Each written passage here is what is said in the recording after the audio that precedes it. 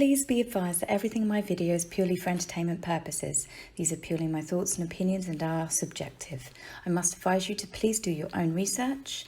All media users found on the public domain and are fair use and fair dealings. Well, hello everybody. I hope you're all doing well. I hope you all had a lovely weekend. My weekend got a little bit washed out. I went to Arundel with my husband and my mother-in-law. It's kind of a place that we all like to go together. We were going to go to the Arundel Castle Gardens, but the heavens decided to open, which is typical for a UK summer. Well, I say that, but considering half of the UK seems to be underwater at the moment, I would say that we're having a particularly washed out summer. It's very, very frustrating. Next weekend, the husband and I have booked to go away for the weekend in Brighton, and I'm really hoping that the weather will last long enough. But if you live in the UK, it's just something that you have to deal with. So rain jackets as well as summer dresses, flip-flops as well as Wellingtons. You have to go prepared. So the social climbing video, I've been talking about doing this for a while. I think I've managed to piece all the bits together, the main bits anyway. There's obviously a lot more stuff and you guys are real sleuths. And you always, when I do a video that's like, you forgot this, did you remember this? You forgot this bit. And I'm just giving you a heads up. When it all starts coming together, you're just going to hear the Jaws theme tune in your head. Trust me, because it does get a little bit single white female creepy. Now, there's no denying that Meghan's social climbing skills absolutely out of this world for how quickly she went from being an unknown cable TV actress in Canada to royal girlfriend to royal bride to now Megxit, living in the California multi-million-pound mansion, a mansion that she never would have been able to afford with her career on Suits. So Meghan literally could make a fortune by writing a book, as I've said in previous videos, on how to social climb, how to bag a prince, how to get away with what she did so quickly.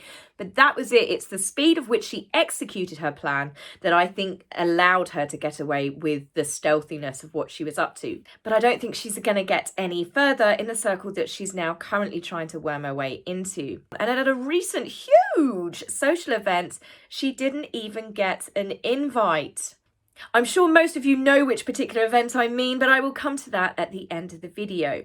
So social climbing. Social climbing for me is not to do with someone marrying up their social class, marrying down their social class. I don't really care about that. For me, social climbing is when you want to get to someone.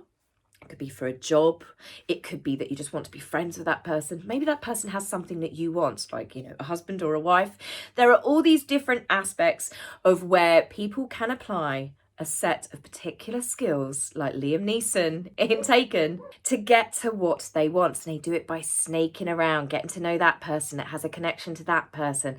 And she definitely has a set of particular skills, but she has also had help in this with her connections. And a lot of it has to do with Marcus Anderson and Soho House. He definitely helped her get on that initial first rung of the ladder.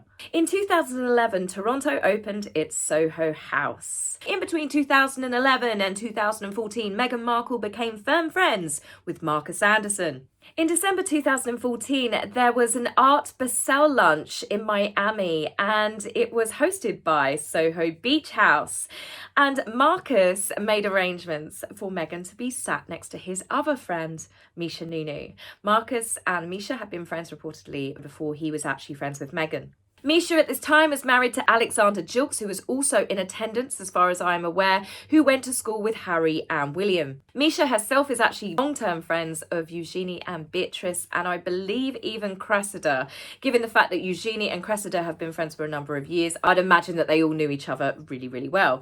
So Meghan has now then made her friendship with Misha. They went on several holidays together. I believe that Misha broke up with her husband Alexander around about the same time, so she and Meghan were footloose and fancy free within the Soho House set. It was actually Soho House in Toronto opening in 2011, which then led to Meghan Markle's friendship with Jessica Mulroney, and Jessica then introduced her to Sophie Trudeau. Sophie is the wife of the Canadian Prime Minister Justin Trudeau, who is also friends with Prince Harry. So you can see here that Meghan has then started mixing around with this particular, a political set as well. Jessica's husband, Ben, famously the son of the former Canadian Prime Minister. So Meghan then started appearing at certain events that Justin and Sophie were part of. I'd imagine this is when she started getting herself involved. Not so much in politics, but starting to get invites to events that otherwise, just being Rachel saying of Suits, she probably wouldn't have had prior. She looks like she's out of her depth and she doesn't really know why she's there. But hey, she did get herself in a magazine spread. Also in 2014, this is when Meghan cemented her friendship reportedly with Serena Williams. They met at a charity flag football game for DirecTV Beach Bowl on February the 1st, 2014. Meghan from this point started going to occasional games of Serena's. Here she is congratulating her after Serena won the US Opens. Naturally, there is a TV crew there. I can't imagine that they were really close BFFs at this point. I hate that terminology, but you get what I mean, besties and stuff, because Meghan wasn't actually invited to Serena's wedding. That to me says something, and I don't believe they're actually that close now. Probably something to do with Meghan flashing her pants at Serena's husband at the last US Opens. That brings a whole new meaning to the words US Open. Now in 2015, Meghan attended the opening of the Istanbul Soho House, and you can see here she's photographed being chummy with Eddie Redmayne. Eddie Redmayne, a famous Hollywood actor, is actually another Harry and William ex-school friend. Eddie Redmayne and his wife were actually also in attendance at the royal wedding. So you can see here already there is another connection to Harry and William. Now also in 2015, the Soho farmhouse in the Cotswolds in Oxfordshire opened. And look who attended. Eugenie and Harry's recent ex-girlfriend, Cressida. So round about this time in 2015 as well, Meghan had decided that she wanted to reinvent herself as an advocate for women's rights. And she secured her first plagiarised speech from Eleanor Roosevelt at the 2015 UN Women's Conference. So she also told a whopper of a lie here that she had a standing ovation from the crowds. Well, as recent video footage came to light, that was another lie. Meghan did not have a standing ovation at all. So yes, again, she was blowing smoke up her own bottom. So now you've got Misha Nunu's friendship, you've got the Soho House set, you've got the fact that Meghan, even in 2016, went to Soho House in Oxfordshire, and she made friends with Millie McIntosh, another person who has since been completely discarded. Now, Millie's social set involves the Matthews brothers. Guess who married a Matthews brother? Pippa Middleton. She even made friends with Lizzie Cundy. Now, Lizzie Cundy, she was famously a footballer's wife, but then she's carved out her own career as being a celebrity. Well, she's a celebrity gossip. She's done anything from TV. I think she's even done a book. There is a party to be at. Lizzie Cundy has an invite to it. She is absolutely a social butterfly in definitely the London social scene. So who did Meghan suck up to? Lizzie, who has also been discarded. We know that Meghan also sucked up to Piers Morgan. This is why Piers Morgan definitely loathes her, because Meghan was sucking up to him for absolutely ages. Now, whether you agree with Piers Morgan or you don't agree with Piers Morgan, he gave her social connections. All of these people got Meghan like a spider in a web, closer and closer and closer to Harry. Now, hang on to your pearls, because this is where the networking intensifies. In July 2016, Meghan appeared at a Wimbledon game with some of London's socialites just before she bagged her first date with Harry. This was way back when, before she, her ego got so inflated she had to have security clear 20 or more plus seats around her because she was that special. So here she is sitting with the common folk, but you might actually recognise one of these particular members of the public that she doesn't mind sitting near, and that is Harry's ex, Cressida. Now, I'm not too sure if Cressida was the one being stalked at this moment, but as you can see here, when Cressida gets up to leave, Meghan does have quite a keen interest in her. That's not creepy at all. Now, I know what you're wondering. How the hell did Meghan manage to connect herself with London socialites Violet von Westenholz and Olivia Buckingham? Meghan is seen here looking very chummy with Olivia, who happens to be friends with none other than Misha Nunu and Princess Beatrice, which to me pretty much translates she's probably part of the same Soho house set. In addition to this, Violet, who some of you may recognise, was the woman in brown outside the Commonwealth Service just before Meghan gave birth to Archie.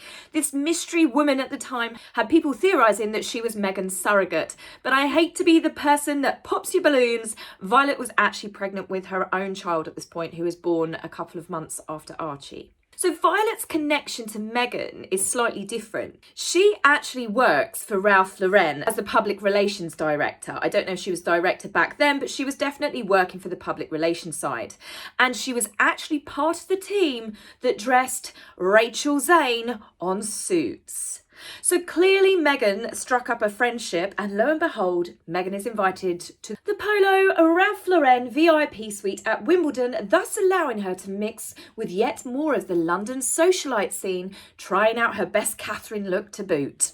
Now, just to creep you guys out a little bit further, Violet's father is actually really good friends with Prince Charles. So with Meghan's sudden need in 2015-2016 to be on the London social circuit, you can't help but feel a little bit sorry for her poor, unsuspecting boyfriend, live-in partner, fiance, rumoured to have been Corey Vitello, who was waiting for her back home while Meghan was no doubt going abroad doing business trips. Little did he know that he was about to get dumped for a prince. So Meghan made friends at absolute lightning speed with women that were close friends with either Harry's parents, his cousins, or even his childhood, Eton, basically his old school and long-term friends. She made sure all of her bases were covered.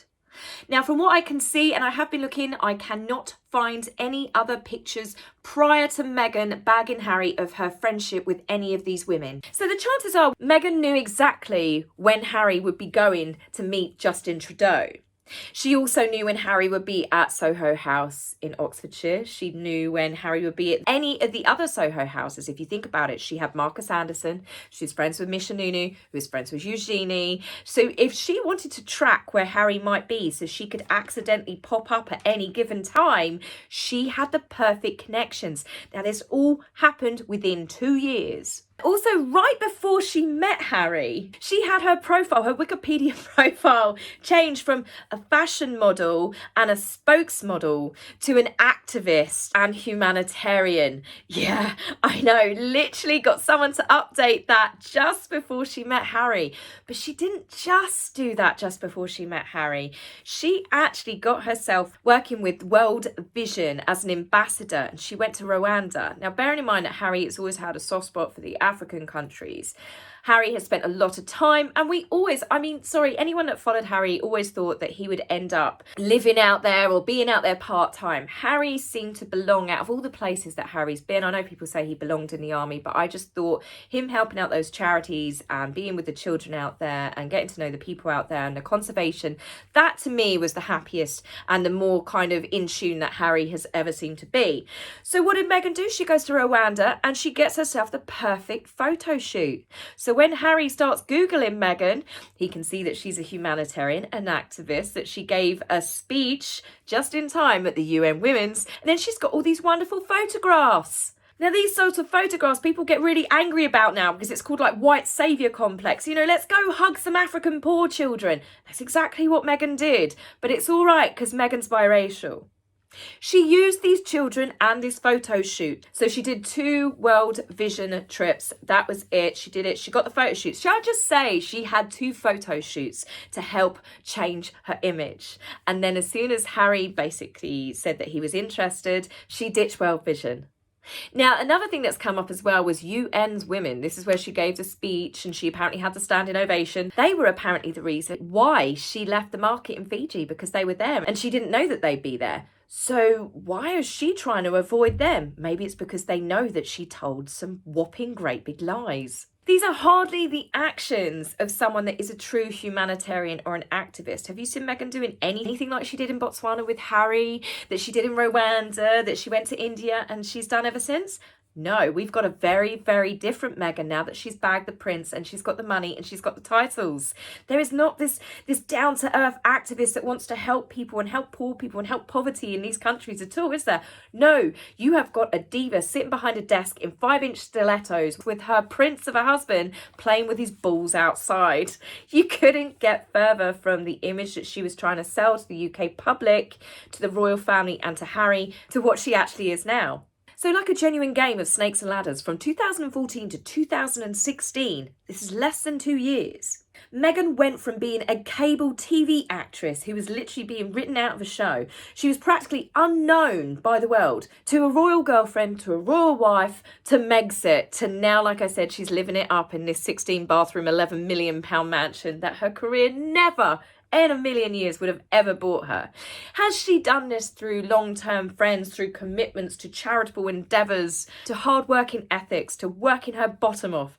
No, she hasn't. She's done this purely through social climate and connections. So this is exactly why I call Meghan a social climber, because she just trampled on people. And as I said, she was that snake. She wormed her way in, a spider on a web. She set her sights on Harry. Now, despite Meghan's goals and achievements and how quickly she managed to bag a prince, I do believe that she has reached the top of her game. Like a squirrel trying to get up a greased up pole to get the nuts at the top, I believe that she has had the door shut in her face. Barack Obama's 60th birthday party went on for 3 days. The scaled back party that he was throwing, where Chrissy Teigen, the recently cancelled and shamed bully, she actually got an invite. So that must have really got to Meghan. It seems to me that what the Hollywood elitists saw as a shiny new penny, that party trick, with Hollywood, fame is fleeting, and I don't think that penny is shiny anymore. The world has been oversaturated with their pity stories, with Meghan's hurt feelings, Harry's anger, all of the grievances, everything that we've heard, and now there's a book coming out, and I'm sure that if the public are bored of it, the Hollywood A-listers that once found it entertaining,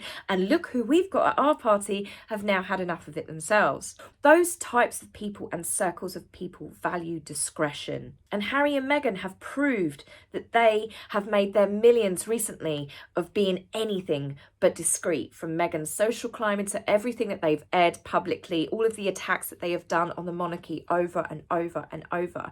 And as it turns out, whilst the Hollywood elitists might have found it entertaining at first, they seem to not be so willing to let that particular snake in their garden. If you've seen the way that they have behaved to the royal family, why on earth would you want them hanging around your friends, your social set, and then potentially doing the same to make a quick buck a year down the line? You wouldn't, would you? So I think Meghan has definitely reached the pivotal point of her social climbing career. Anyway, guys, love to hear your views on this as always. Tell me what you think. Is there anything that I missed? Do you agree with me? Don't you agree with me? And I'll be back very soon. Take care for now. Bye. If you like my video, please remember to like and subscribe. Please, angry typist, you will be blocked, so save your fingers the time.